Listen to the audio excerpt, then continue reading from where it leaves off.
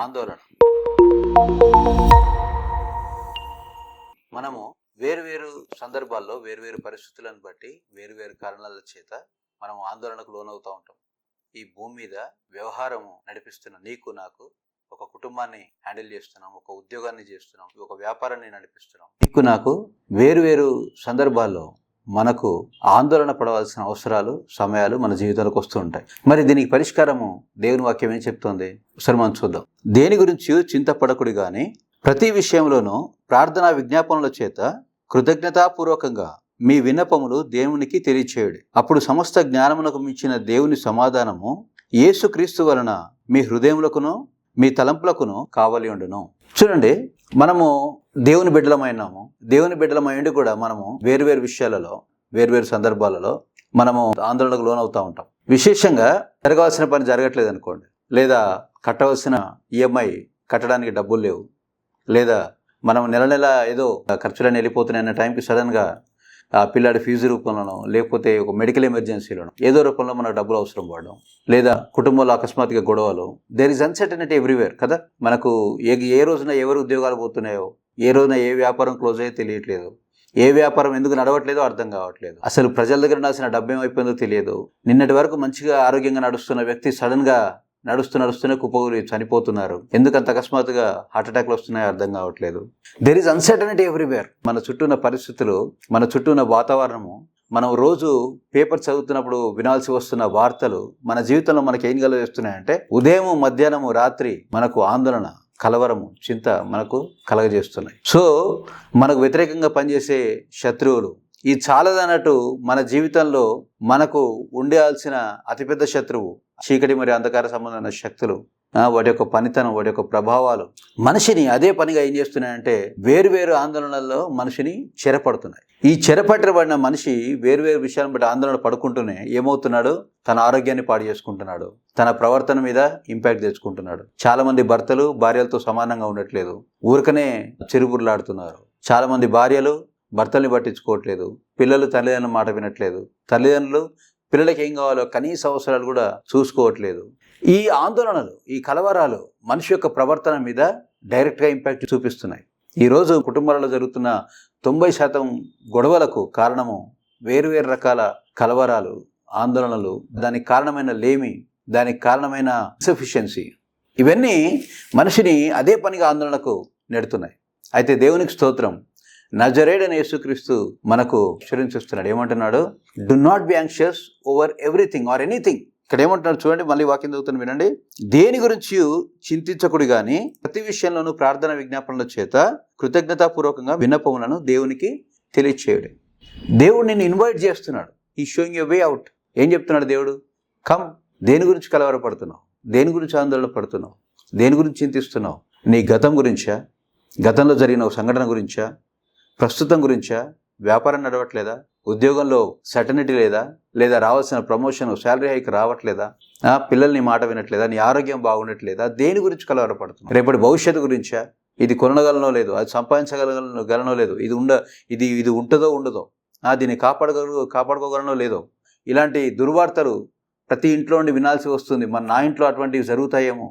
So దేని గురించి అయితే నువ్వు కలవరపడుతున్నావో యేసు ప్రభు నీతో చెప్తుంది ఏంటంటే, ఆ కలవరాన్ని తీసుకొచ్చి ఏమంటున్నాడు దేవుడు? తన దగ్గర జారవిడమంటున్నాడు. తనకు చెప్పి దాన్ని ఏం చేయమంటున్నాడు? వదిలిపెట్టమంటున్నాడు. హల్లెలూయా. పేతురు రాసిన మొదటి పత్రిక 5వ అధ్యాయము 7వ వచనం చదువుతున్నాను వినండి.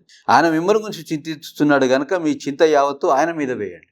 దేవుని వాక్యం ఏం సెలవిస్తుంది? యేసు ప్రభు ఏమంటున్నాడు అంటే ఇక్కడ ఆయన మీ గురించి చింతిస్తున్నాడు.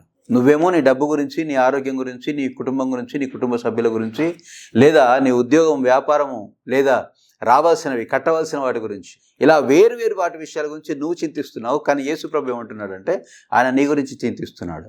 సో నీ గురించి చింతించేవాడు నీకు కావాల్సిన ప్రతి దాని విషయంలో ఖచ్చితంగా చింత కలిగి ఉంటాడు. అవునా కదా? హల్లెలూయా.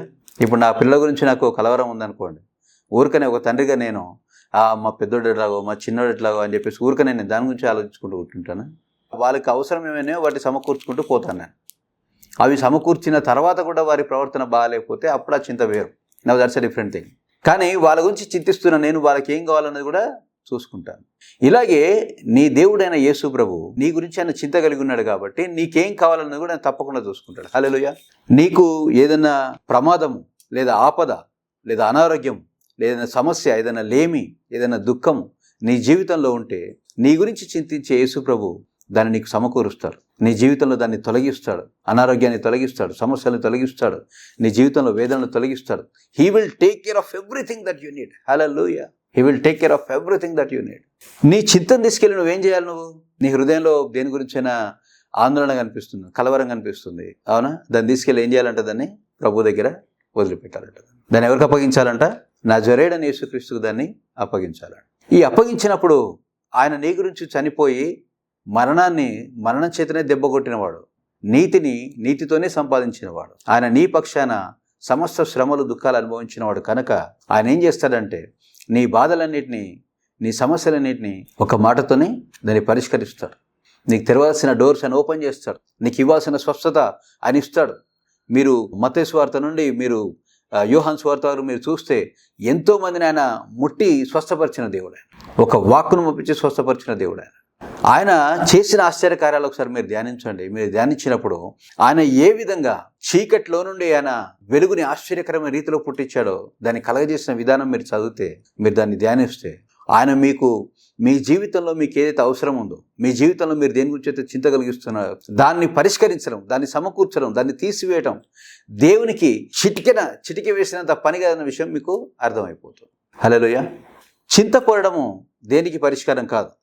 Worrying is simply sitting in a chair and thinking that you are moving. చింతపడడం అనేది ఒక రివాల్వింగ్ చైర్లో కూర్చొని దాంట్లోనే కూర్చొని తిరుగుతూ నువ్వు ఎటో కదులుతున్నావు, ఎటో మూవ్ అవుతున్నావు అని భ్రమపడడం లాంటిది. అది చింతపడడం వల్ల ఏమీ రాదు. కానీ ఆ చింతని దాన్ని తీర్చగల సమర్థుడు మరియు దాన్ని పరిష్కరించగల కృపగలిగిన వాడు బలశాలైన దేవునికి, యేసు ప్రభువుకి నువ్వు దాన్ని అప్పగించినప్పుడు ఆయన దాన్ని పరిష్కరిస్తాడు. దీని గురించి నువ్వేం చేయాలి? నువ్వు ఏ సమయాన్ని అయితే నువ్వు చింతపడడానికి కేటాయిస్తున్నావో చింతపడకుండా దాని సమయాన్ని ప్రార్థనకి కేటాయించాలి. You have to simply reallocate your time.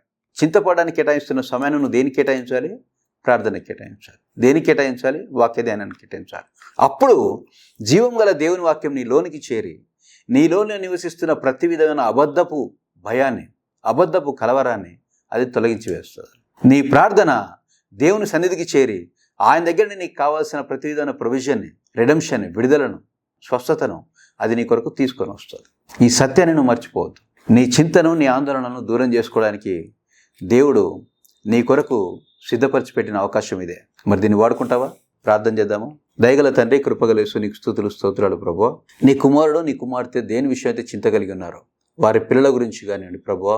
తండ్రి యేసు, తమ పిల్లల యొక్క క్షేమము, అభివృద్ధి గురించి కానివ్వండి తండ్రి. దయగల యేసు, తమ తల్లిదండ్రుల యొక్క ఆరోగ్యం గురించి కానివ్వండి, తమ ఉద్యోగం గురించి కానివ్వండి తండ్రి, వారి యొక్క వ్యాపారం గురించి కానివ్వండి, రాబడి గురించి కానివ్వండి, అప్పుల గురించి కానివ్వండి తండ్రి, వారి యొక్క శత్రువుల గురించి కానివ్వండి అయ్యా నా తండ్రి, మరి ఏదైనా సమస్య గురించి కానివ్వండి, అది ఏ సమస్య అయినా సరే మీ మాట మాత్రాన్ని సెలవిచ్చి దాన్ని ఈరోజు పరిష్కరించమని, బాగు చేయమని, విడుదల దయచేయమని తండ్రి యేసు, మీరు కావాల్సినంత డబ్బును ప్రభువా తండ్రి నాయన యేసు రిసోర్సెస్ని మీరు సమకూర్చమని నజరేయుడైన యేసుక్రీస్తు శక్తిగల నామంలో అడిగి తండ్రి నీ పిల్లల జీవితంలో దాన్ని విడుదల చేస్తున్నాను నా పరమ తండ్రి.